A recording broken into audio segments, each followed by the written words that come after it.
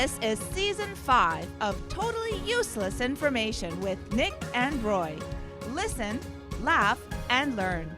Today on the show, we give you useless information, as we always do, about games people play, inventions, and sports. Plus, we'll open up the mailbag and the headline in this week's news from around the world. French statue gets removable organ to fight penis thieves.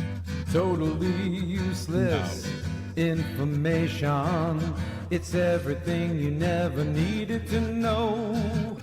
Welcome to episode number 10. Step right up here. Step right up, folks. Don't be shy. Move it. Totally useless information with Nick and Roy present Games People Play. Well, I'll tell you the truth. If you people don't stick around until the end of this show for news around the world, I don't know what you're going to do. That's right. People have removable penises, but go on. They had to because people were stealing them. Ever wonder why on Jeopardy you had to answer in the form of a question? What is what? What is Jeopardy? Well, Jeopardy was specifically designed to win back public favor after in the 1950s they saw a wave of game shows that were fixed. Jeopardy's creator, Merv Griffin, Merv Griffin, he told his wife that audiences thought networks simply gave contestants the answers. Well, she said, well, why didn't you just give them the answers? She said that contestants can lose money every time they ask the wrong question. That'll put them in jeopardy. And that's how they came up with the concept of Jeopardy. Oh, okay.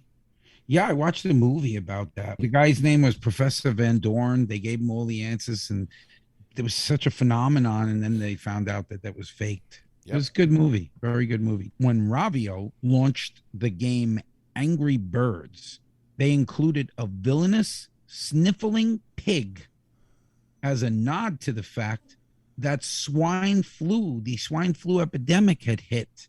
Oh. And they said, let's make one of the characters a pig like swine flu that the birds can get all angry on and kill. The epidemic was going around at the time. They may have also predicted another epidemic, bird flu. Probably.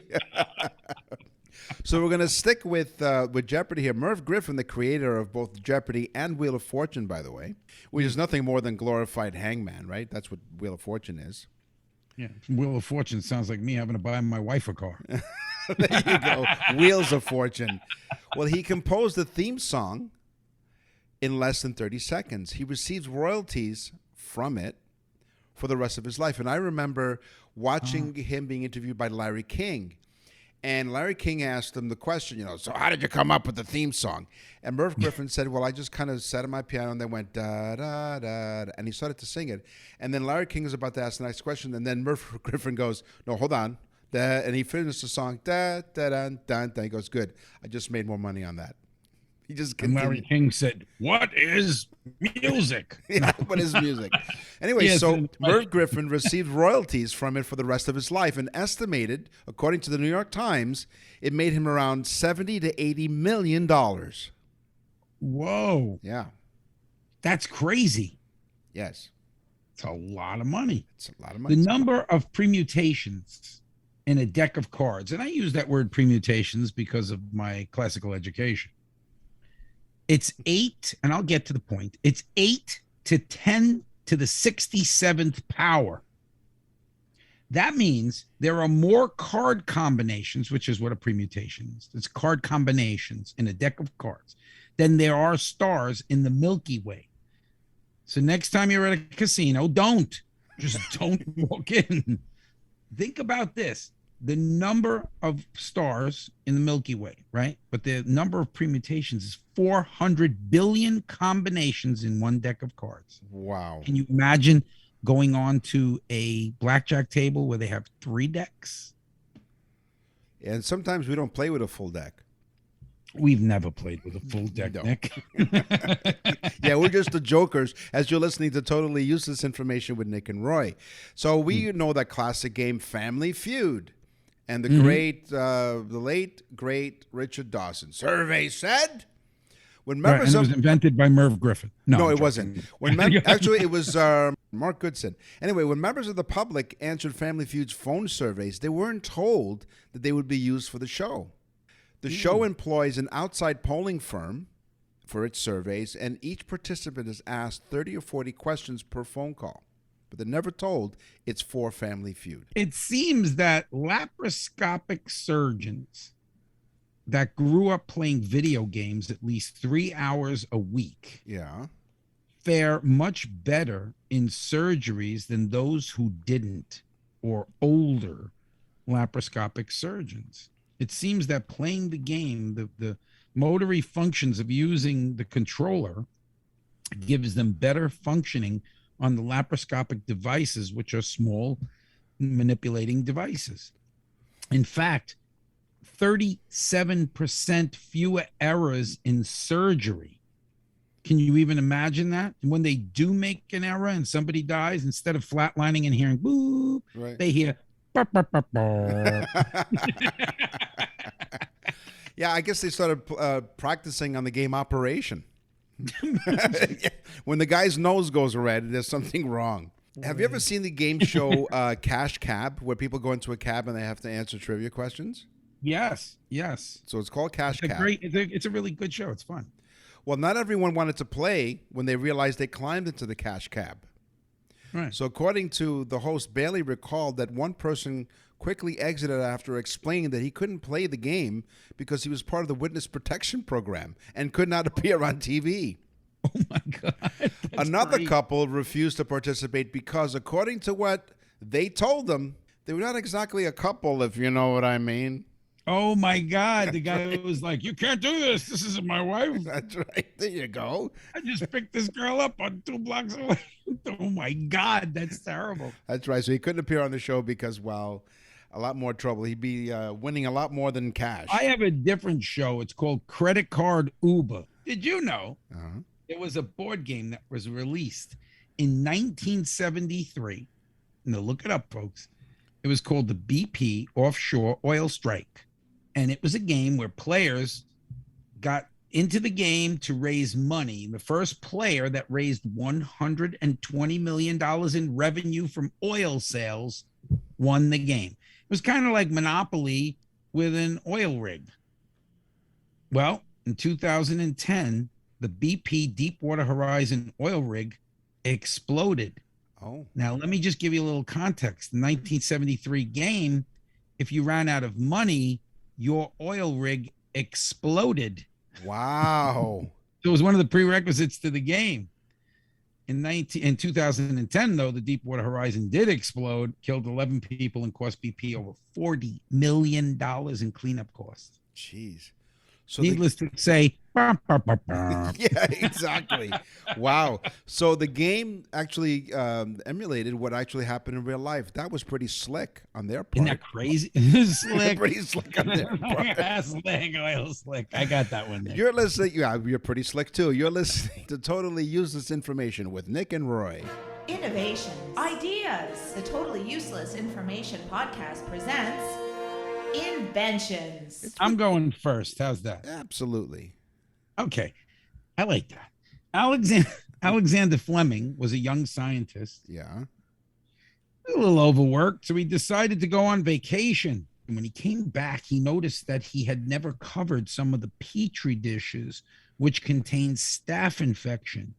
Oh. And those petri dishes had grown a mold on them.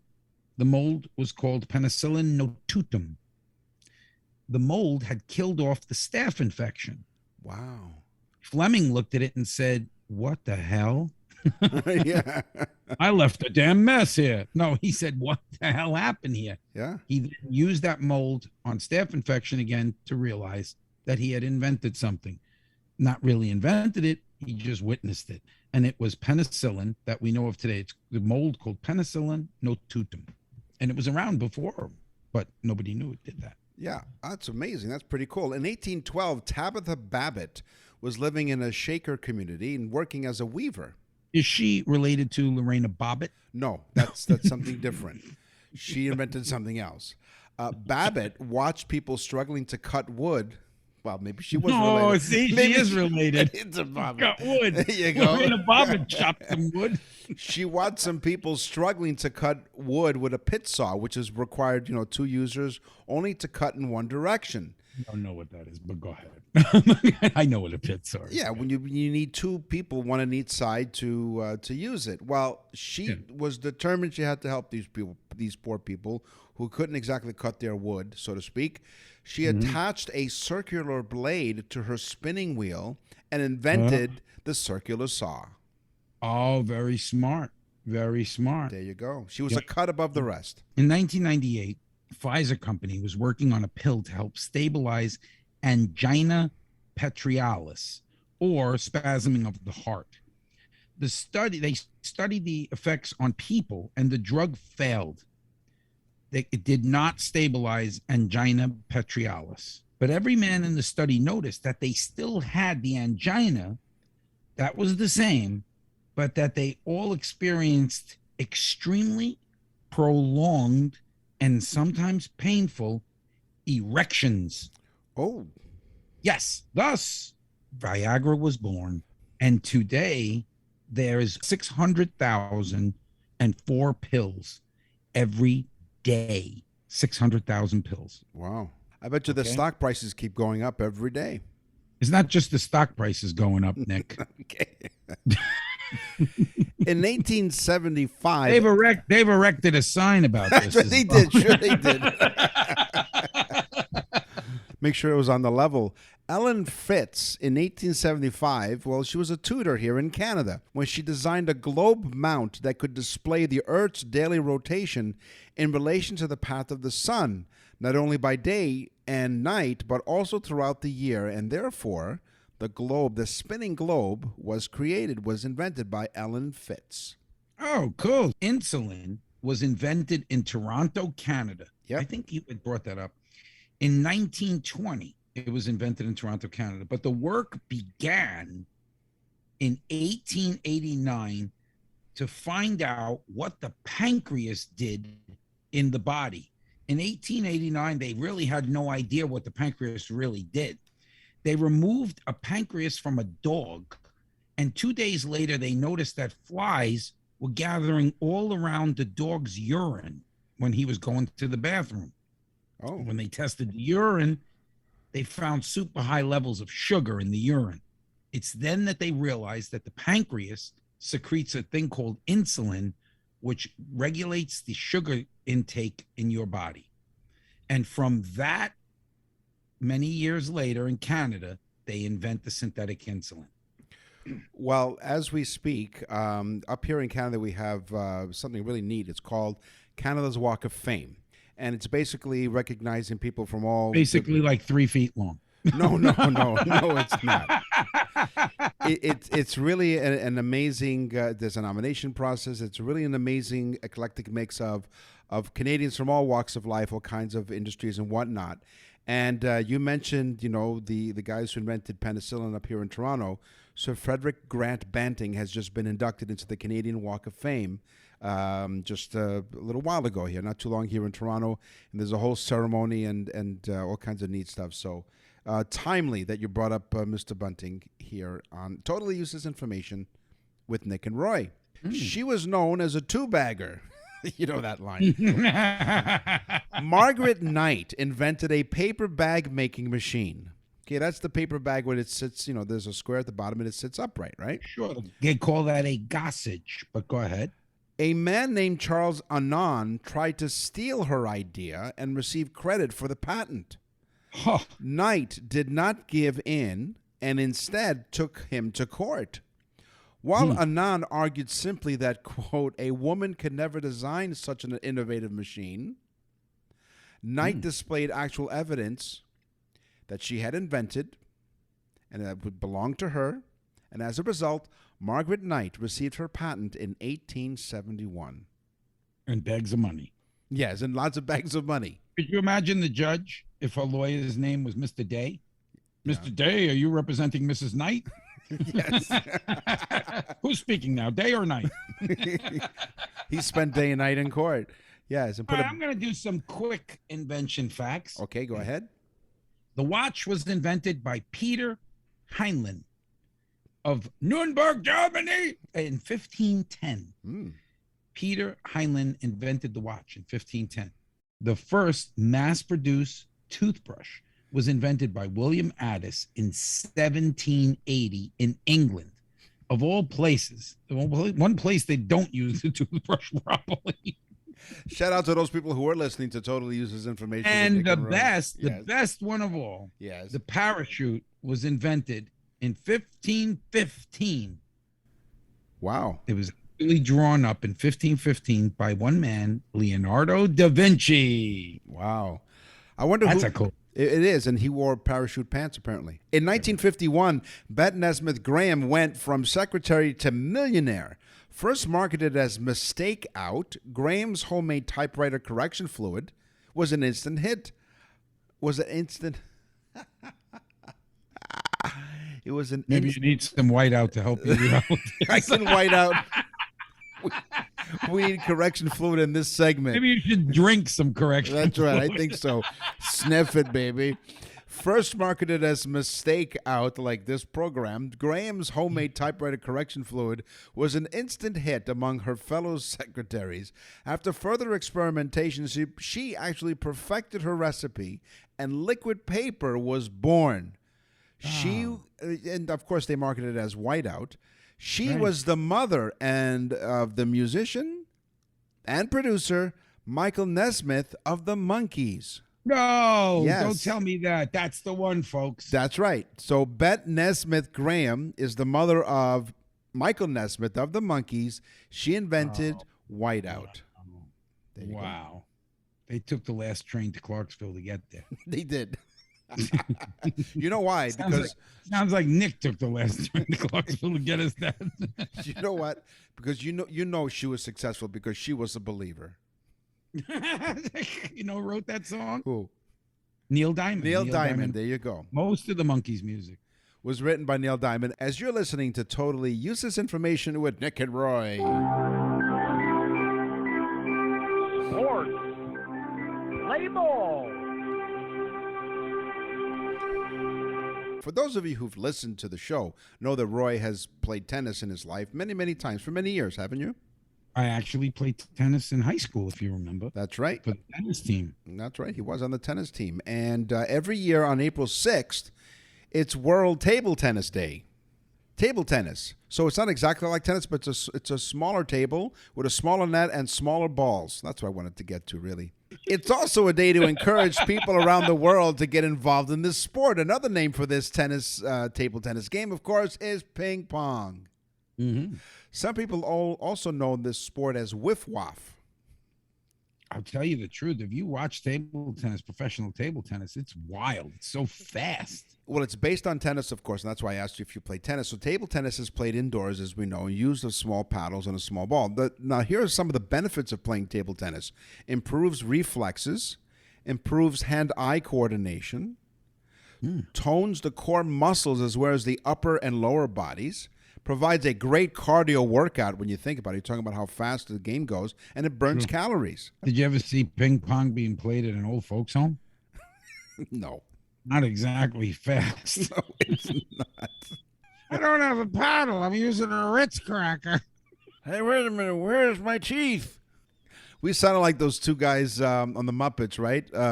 Waldorf, and what was the other guy's name? I forget. Statler, and they were named after hotels. Somebody's put applesauce on my ping pong ball. We're doing sports here on Totally Useless Information with Nick and Roy. Good.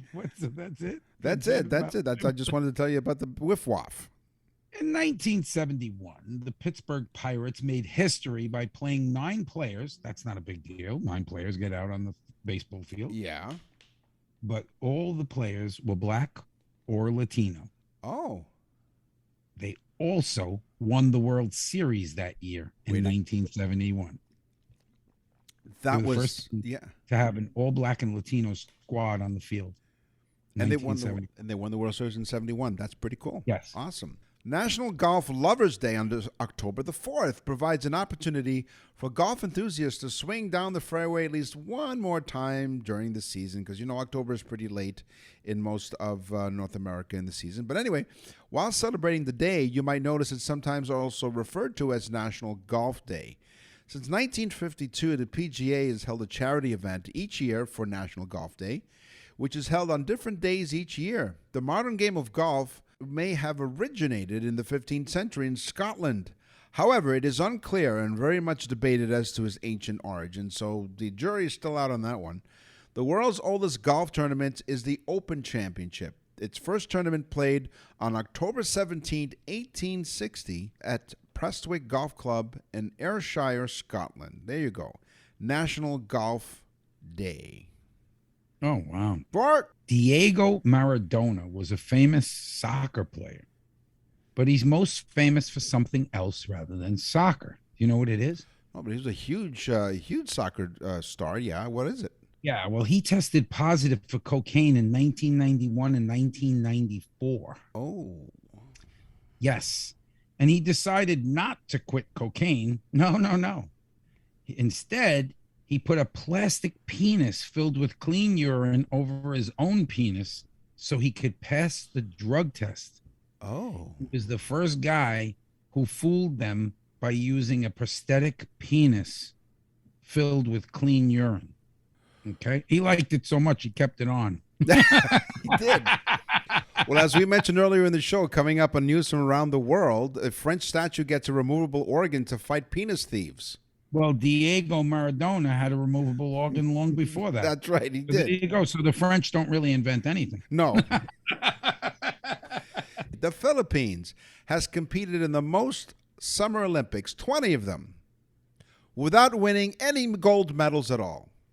Nothing. Nothing. No gold medals. But they go anyway. You got to give them that, right? Liechtenstein, or I'm sorry, did I say that right? Liechtenstein!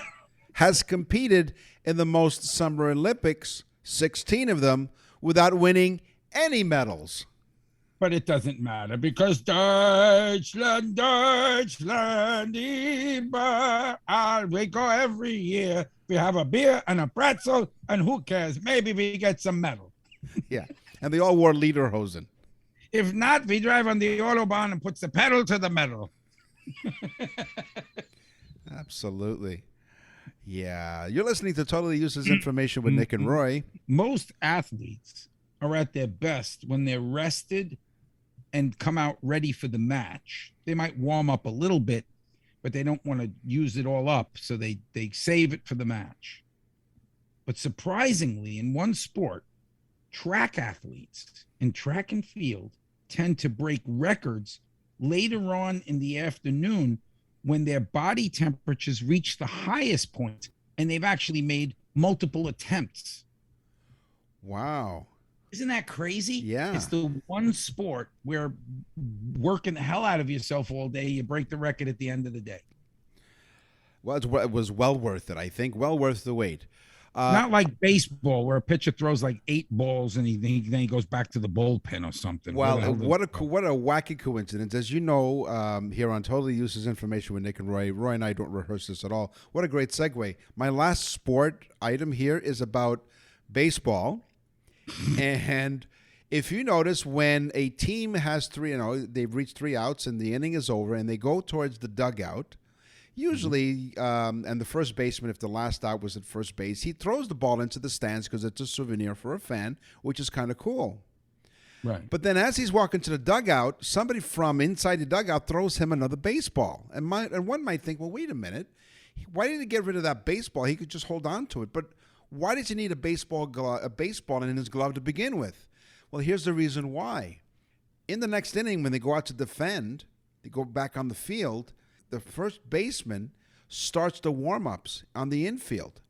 So he uses that baseball to throw to second base and shortstop and so on while the pitcher is warming up before the next inning begins. So that's why, even though he's gotten rid of a ball as a souvenir, which is kind of cool, they also throw him another baseball to start the warm-ups at the beginning of the next inning. Okay, so you say, why did he throw it to the people? Oh, it's a souvenir, right? And Right. me and Nick do not discuss what we say on this show. Okay. Get ready for how coincidental this is. What is the average lifespan of a Major League Baseball? Can you even believe that that's my next one? That's I believe so cool. it. It is. Okay, this blew my mind, and now you kind of understand why they're constantly throwing them to the fans. But Literally, the average lifespan of a Major League Baseball in the game is 5 to 7 pitches. That's it. Yeah, because either it's hit out as a foul ball into the stands, or the umpire takes it and puts in a new ball, Right. and so on. And so they're just constantly using up balls throughout the entire game. They're constantly worried, and they're playing with different balls all the time. They are.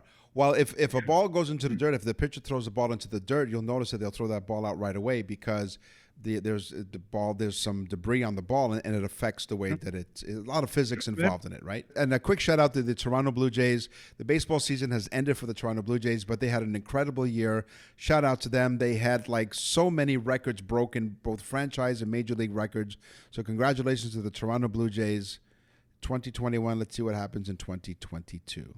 Yeah, it's amazing too when you congratulate a team that lost. That's right. Okay. I don't watch baseball. Congratulations to the Toronto If Blue. you indulge, they did have a great season. if you could just indulge me for a moment here, let me tell you some of the great stuff. 3 Toronto Blue Jays were named starters in the 2021 Major League All-Star Game, the most since 1993 Blue Jays history. Wow. In their 22-7 victory, they won the game 22-7 over the Baltimore Orioles on September the 12th. Lourdes Gurriel Jr. hit a franchise record for the most Grand Slams in a season with 4. In fact, in that game, 2 Grand Slams were hit by the Blue Jays. They won 22-7. It seemed more like a football score. Okay, That's a rout. They tied the all-time record, became the only 9th team ever to have 7 players to reach 20 home runs. And finally, Marcus Semien, the second baseman, set a new all-time season home run record in Major League history for a second baseman. He hit 46 home runs. So, Now, yes. you're going to have to bear with me because I know nothing about baseball. Nick, I don't watch baseball. That's Who right. is in the lead then? It was the Tampa Bay Rays who won the division. But in the meantime, you go to our website, nickandroy.com. You can send us an email. What was that website again? nickandroy.com, www.nickandroy.com. You don't have to say www. Just say nickandroy.com. That's all they need. What's in the mailbag? What's in the mail?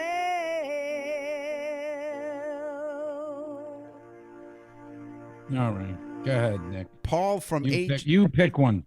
Paul, You have a Paul? I have a Paul from Ajax, Ontario. What did you get? This show is insane. It I've is. got Paul from Lansing, Michigan. Well, this is Paul from Ajax, Ontario, writes, Dear Nick and Roy, I love listening to your show in my car in my commute to Toronto. I find your length is perfect for the trip. I think Thank you, Paul. I think he's referring to the length. I don't of our normally show. go that way, so to speak, but we'll thank you for that. Well, our compliment. shows usually hover in and around. It's between 35 and 45 minutes. So thank you, Paul. We are glad that we're able to fulfill your length envy. My question for you is this: where did the expression "it's in the can" come from? Oh, here we go. And I thought, well, maybe because he's sitting This in the guy's toilet. enjoying our length, Right. And he wants to know where did this saying come from? What's in the can? It's in the can. I got an idea of where Paul's going here. No, so we to speak, don't. No, his you drive. don't. Well, Paul, on his drive. thanks for your email, regardless of what Roy's saying right now. Where is he from? Ajax, Ontario. So this is Oh, my okay, friend. cool. This is my friend you're talking about here, okay? Paul, thanks for your email, really. This usage, "it's in the can," it originated in filmmaking to describe a completed motion picture when film was literally put into a can or canister for transportation. So if it's in the can, the job is done. And it came from the filmmaking of completed motion pictures in the filmmaking industry. So there you go, Paul. Thank you. I got an opportunity to, most people don't know that I've made a movie, but I got an opportunity to go up into movie theaters where the projection room is. Oh, cool. And I was amazed to find out that the average film, now everything's done on video, but the average film back then came in, the reason they needed projectionists was because the film came in 4 or 5 different cans. And they had to literally run them on 2 different projectors. And they do it so seamlessly that you don't see when the second projector starts and it edits into the next reel. Pretty cool. That's pretty cool. It's in the can. Yeah. Well, Paul from Lansing, Michigan, not to be mistaken with Nick's friend Paul from wherever the hell he is. Ajax. It's really clean out there. You'd fit in really good there, Nick. You look like Mr. Clean. There you go. Yes, with my follically challenged forehead. I know. Go to nickandroy.com. Check out my picture. If you want to advertise on my forehead, nickandroy.com. There you go. Paul from Lansing, Michigan says, get ready, Nick. I'm pissed at you guys. Uh-oh, why? This is how he leads off. I had to. I was intrigued. Hold I thought on. he was going to say Excuse something. me. I thought he's some psychopath. Wait a minute. Usually they say, hey, guys, we love listening to your show.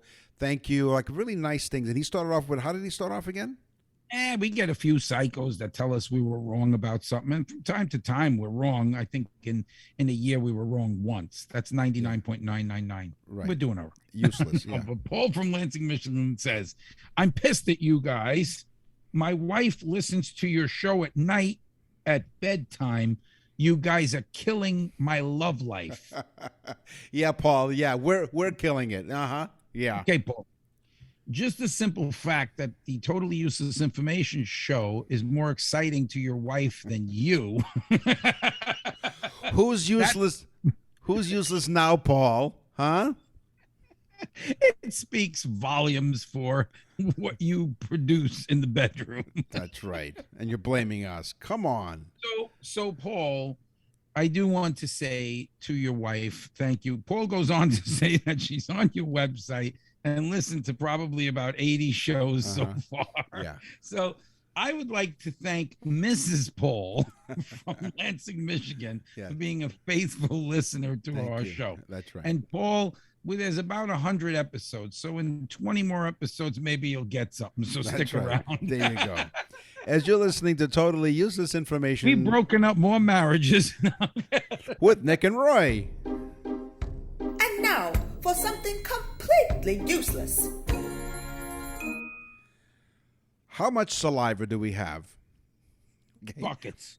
Well, you may find that your mouth gets a little dry when you're nervous. Well, how about on most days, you can produce about 1 liter of saliva in the course of a day. That's gross. No, it's useless. You can produce about 1 liter of saliva in the course of a day. My grandmother used to use that saying, I could spit. Okay. Did she usually direct that at you? She used it for everything, too. Okay. I'm so angry I could spit. Well, she had a liter of saliva to spit out, I guess. I wish she was around. She could tell me and I could put it on the show. Yeah. I got to look that up. I'm so angry I could spit. There you go.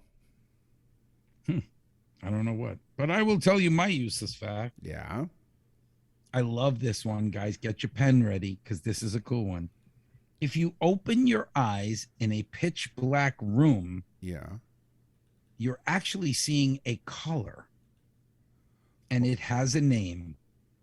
It's called Eigengru. Eigengru. Eigengru. Right. Is the name of the black color because it's not totally black. It's like a grayish black. Right. That's the name of the color that you see when you open your eyes in a room that has virtually no light in it. How do you spell that? Eigengray.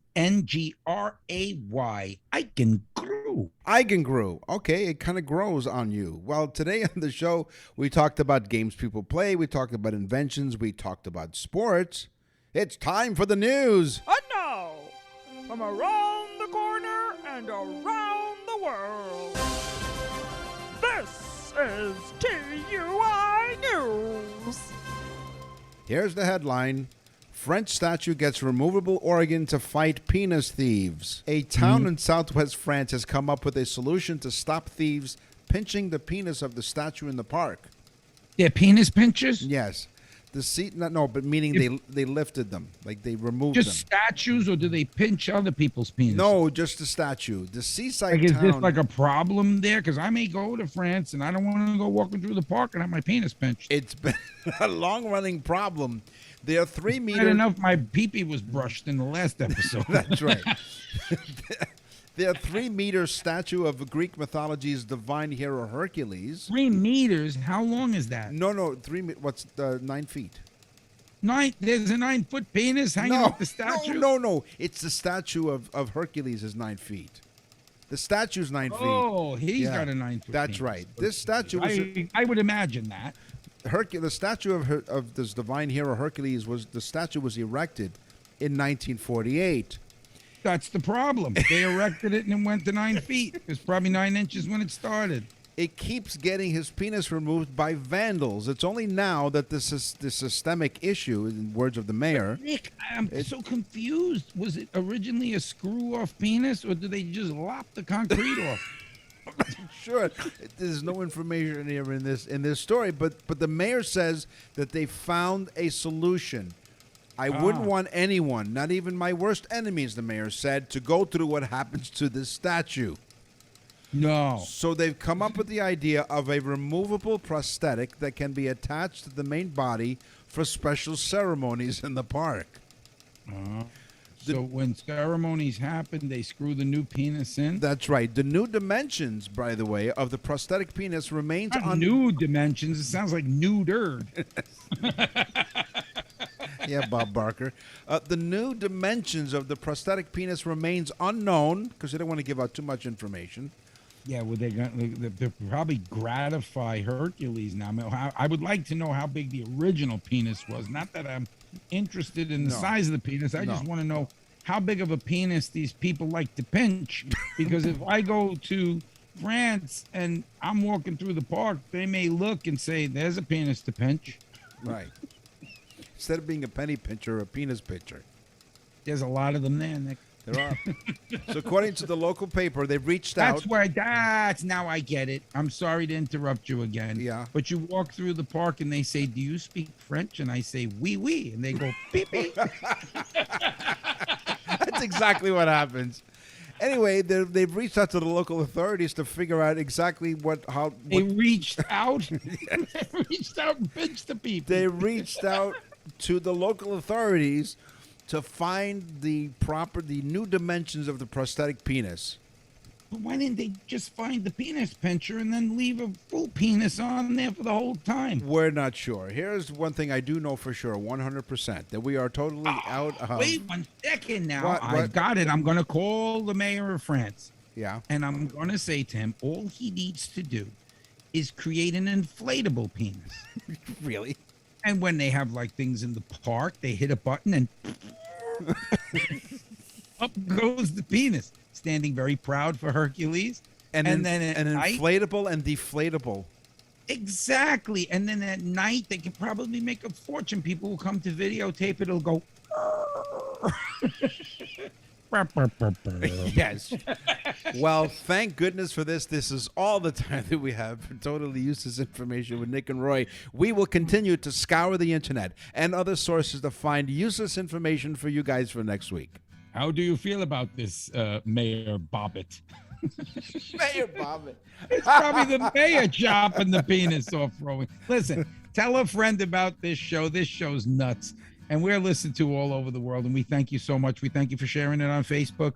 We thank you for telling people to listen. Thanks to everybody that sends in mail. And thanks for spending some time with us. And remember to tell a friend about the trend. I'm Nick. And I'm Roy. Thanks for listening. Totally Useless Information with Nick and Roy is a production of nickandroy.com. Visit nickandroy.com to access the full library of episodes or wherever you get your podcasts.